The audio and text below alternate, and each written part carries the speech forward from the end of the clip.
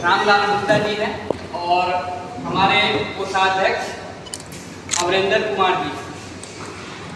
संगठन जैसा कि आप लोगों को ज्ञात हो, हमारी राष्ट्रीय संगठन मंत्री उमेश कोच जी, राष्ट्रीय संगठन मंत्री उमेश कोच जी भी हमारे बीच में हैं और हमारे बीच राकेश कुमार नंदन जी भी हैं जो इस कार्यक्रम के रूपरेखा को देख रहे हैं।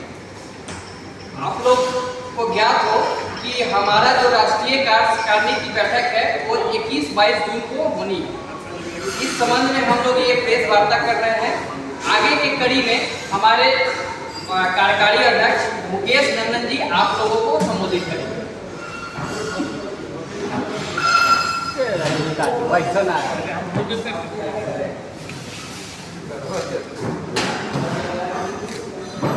नमस्कार प्रेस के मित्रों, आप सभी इलेक्ट्रॉनिक चैनल और प्रिंट मीडिया के लोगों का स्वागत है। अखिल भारतीय सैनिक काउंसिल सभा जो नई दिल्ली है उसकी बिहार की इकाई है, इसके द्वारा जो राष्ट्रीय कार्य समिति की बैठक आगामी 21-22 जून को आयोजित की गई है उसके प्रेस वार्ता के लिए आप सभी आए, उसके लिए आप लोगों का बहुत बहुत धन्यवाद और बहुत बहुत स्वागत है। मित्रों, अखिल भारतीय सैनिक काउंसिल महासभा 1912 का स्थापित संगठन है और सबसे अच्छा सुखद संयोग ये है कि अखिल भारतीय सैनिक काउंसिल महासभा की स्थापना 1912 में बिहार के मुंगेर में कार्तिक बाबू के द्वारा की गई थी। यानी ये संगठन की शुरुआत जो है वो बिहार से हुई है। अभी हमारे वर्तमान में जो हमारे राष्ट्रीय अध्यक्ष है आदरणीय जयदत्त क्षीरसागर जी हैं, जो महाराष्ट्र सरकार के पूर्व मंत्री और कई अन्य सांसद और कई सारे राजनीतिक पदों पर रह चुके हैं। वर्तमान में वो हमारे अखिल भारतीय सैनिक काउंसिल महासभा के राष्ट्रीय अध्यक्ष हैं। आज उनका आगमन होना है और इस प्रेस वार्ता में जैसा कि प्रवीण जी ने आपको बताया कि मेरी बाईं तरफ हमारे राष्ट्रीय महामंत्री आदरणीय रामलाल गुप्ता जी हैं, जो वरिष्ठ प्रशासनिक पदाधिकारी के पद से उत्तर प्रदेश के कैडर से रिटायर हैं और इनके पास पर्याप्त प्रशासनिक अनुभव रहा और अपने प्रशासनिक सेवानिवृत्ति के बाद इन्होंने समाज को अपना महत्वपूर्ण और बहुमूल्य समय हम लोगों के बीच में बिता रहे हैं। उनके बगल में अमरेंद्र कुमार जी हैं, जो बैंक से रिटायर किए और एक बहुत अच्छा अनुभव जो है उनके पास है और उनको हम लोगों ने अपना राष्ट्रीय कोषाध्यक्ष बनाया है और उनके अनुभव का लाभ हम लोगों को मिल रहा है और हमारे संगठन को लगातार जो है वो जो कोष की कमी होती थी उसकी जो है वो कमी को उन्होंने हम लोगों के बीच में दूर किया। चलिए मित्रों, विशेष हम लोग चर्चा कर रहे हैं। आज हमारी 21 और 22 जून की जो राष्ट्रीय कार्य समिति की बैठक लगभग 30 वर्षों के बाद बिहार पटना में आयोजित की जा रही है और इस राष्ट्रीय कार्य समिति बैठक का जो एक महत्वपूर्ण उद्देश्य है, ऐसे तो हमारा संगठन शिक्षा के क्षेत्र में रोजगार के क्षेत्र में हमारे लोगों के किसी भी प्रकार की कोई परेशानी है उसको दूर करने के लिए हम लोग अपने काफ़ी क्षेत्रों में काम करते हैं, सेवा का काम करते हैं। लेकिन इस बार हमारा जो उद्देश्य है वो है बिहार विधानसभा 2025।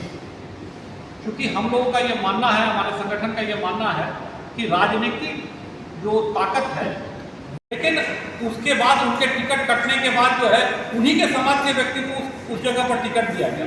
लेकिन तेली समाज के साथ, वैश्य समाज के साथ ये हथमारी की गई। आपने देखा होगा कि सुनील कुमार पिंटू जी का टिकट कटा और उनका टिकट किसी दूसरे समाज को दिया गया। रमा देवी का टिकट कटा और उनका टिकट किसी दूसरे समाज को दिया गया।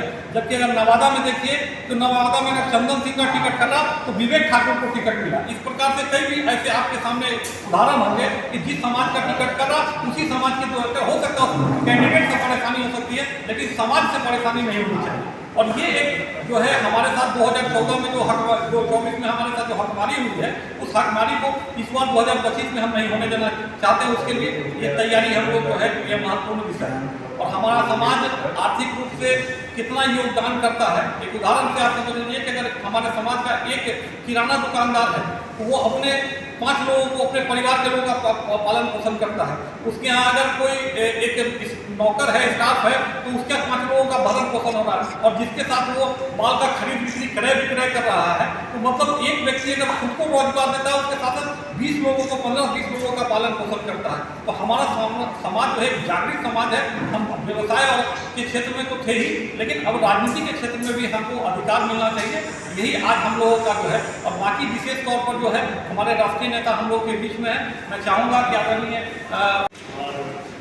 प्रिंट मीडिया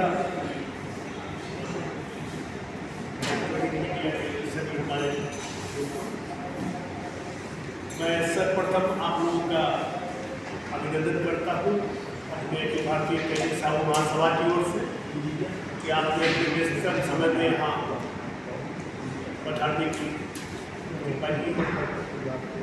मैं आपको बता दूं कि हमारा जो संगठन है, जैसा कि मुकेश जी ने बताया, 1912 से बिहार से ही इसकी बीज रोपी गई थी, और आज यह इतनी पुष्पित और पल्लवित हो चुकी है कि देश के आप किसी भी राज्य में, किसी भी केंद्र प्रशासित क्षेत्र में चले जाए, सब जगह हमारी इकाई है। और न सिर्फ इकाई है, बल्कि इतने जागरूक लोग हैं कि उनकी आवाज़ को सुनकर यहाँ के राजनेता यह निर्धारित करते हैं कि हमें क्या नीति बनानी चाहिए और किन लोगों को सत्ता में भागीदारी देनी चाहिए।